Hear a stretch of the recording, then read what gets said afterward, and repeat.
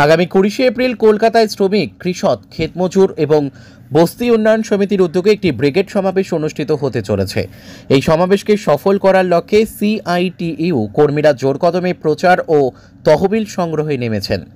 শ্রম আইন বাতিল, শ্রমিকদের ন্যায্য মজুরি ও চা শ্রমিকদের ন্যূনতম মজুরি অবিলম্বে কার্যকর করা, কৃষকদের ফসলের ন্যায্য মূল্য, বস্তিবাসীদের জমির পাট্টা, বন ও জমির অধিকার রক্ষা এবং বেকার যুবকদের কর্মসংস্থানের মতো গুরুত্বপূর্ণ দাবিগুলি এই সমাবেশের মূল লক্ষ্য।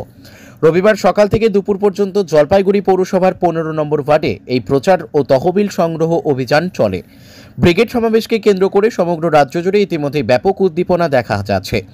জলপাইগুড়ি শহর ও এর পার্শ্ববর্তী এলাকাগুলি দেওয়াল লিখনে সেজে উঠেছে। এই ব্রিগেড সমাবেশে সাধারণ মানুষ, শ্রমিক এবং খেটে খাওয়া মানুষের এক বিশাল সমাবেশ হতে চলেছে। এদিন সাধারণ মানুষ স্বতঃস্ফূর্তভাবে আর্থিক সহায়তা প্রদান করেন। প্রচার অভিযানে শ্রমিক নেতা কৃষ্ণ সেন, সুভাষিস সরকার, নীলাঞ্জন নিয়োগী প্রমুখ উপস্থিত ছিলেন। ব্যুরো রিপোর্ট, আমাদের টিভি।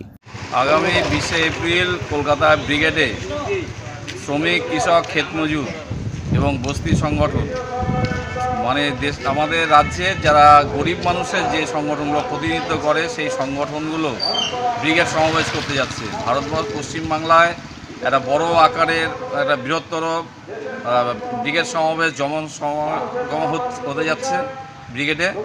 এই ব্রিগেড সমাবেশকে সফল করবার জন্য আমাদের এখান থেকে অনেক কর্মীরা যাবেন। তাদের যে যাতায়াতের খরচার জন্য আমরা মানুষের কাছে যাচ্ছি, মানুষের উৎসাহ পাচ্ছি এবং এই এলাকার মানুষ স্বতঃস্ফূর্তভাবে আমাদের হাতে অর্থ সংগ্রহ দিচ্ছেন এবং আমাদের লড়াই যাতে আরও ভালোভাবে করতে পারি তার জন্য আমাদেরকে উৎসাহিত করছেন। এবং আজকের এই যে অর্থ সংগ্রহ করতে এসে আমাদের কাছে এটাই প্রাপ্তি, মানুষ চাইছেন যে লাল ঝান্ডা আগে আসুক, জাতপাতের যে রাজনীতি সেটা বন্ধ হোক এবং গরিব শ্রমজীবী মানুষ, গরিব মানুষের বেঁচে থাকার যে রসদ বামফ্রন্ট সরকারের বামফ্রন্ট আসলেই সম্ভব, এটা মানুষের কাছ থেকে আমরা পাচ্ছি। কোন জায়গায় করতে আছে? এটা আজকে আমরা 15 নম্বর ওয়ার্ডে করতে আসছি। আপনার নাম? আমার নাম কৃষ্ণ সেন।